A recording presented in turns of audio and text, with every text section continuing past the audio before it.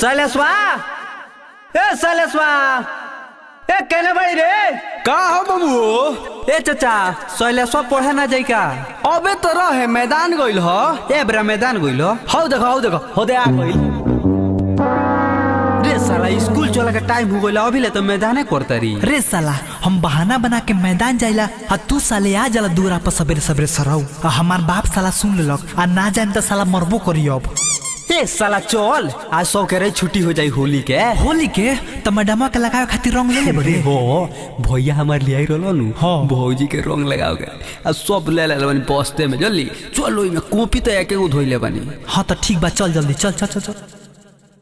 Good morning madam. Good morning का रे बड़ी ढेर दिन पर दिखाई देता रहा। आइए मैडम जी मामा के घरे गई रही। अच्छा ठीक बा बैठ दू के पारा सुना।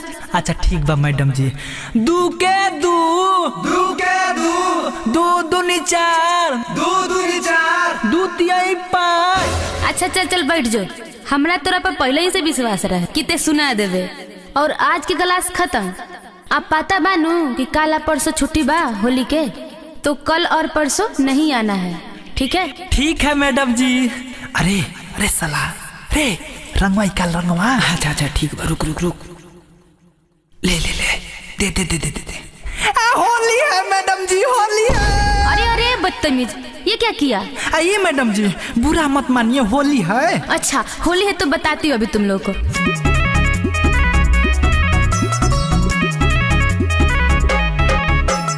म्यूजिक बाय उज्जवल कुमार।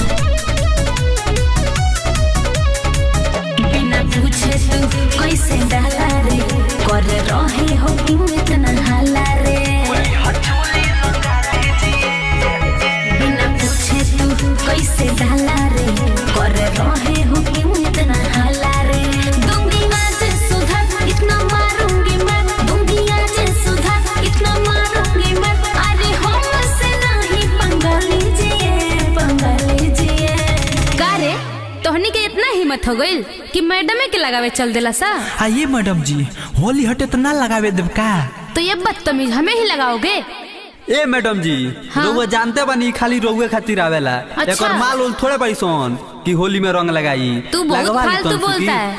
अते साला काहे मुंह नीचे क के बाड़ी रे लगा ले ना बोली है। सही का रे?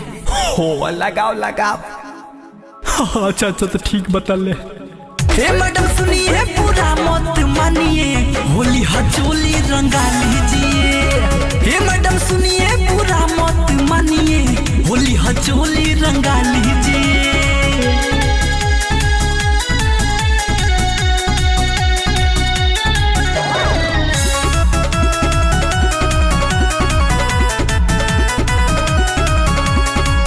पढ़ते नहीं हो एक तो ध्यान लगा के, गुंडागर्दी करते हो स्कूल में आके।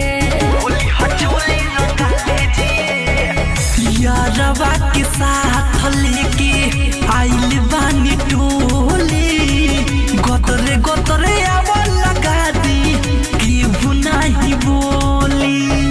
ऐसे आओ ना बस ना करो बकवास, ऐसे आओ ना बस ना करो बकवास। अपने टीचर से नहीं दंगा कीजिए। ए मैडम जी हाला करते सोन डालवा ना ली। अरे बक हो तो खाली उस साला बुढ़वा हेडमास्टर से रंगवाइबू वो ऑफिस में हमनी से ना रंगवाइबू रंगवा लो। ढेर बोल बा। हाँ तो झूठ कहता है। ए मैडम जी है नहीं का कहता रहा बोला वजह से। हे मैडम सुनिए पूरा मत मानिए होली हचोली रंगा लीजिए। हे मैडम सुनिए पूरा मत मानिए होली हचोली रंगा लीजिए।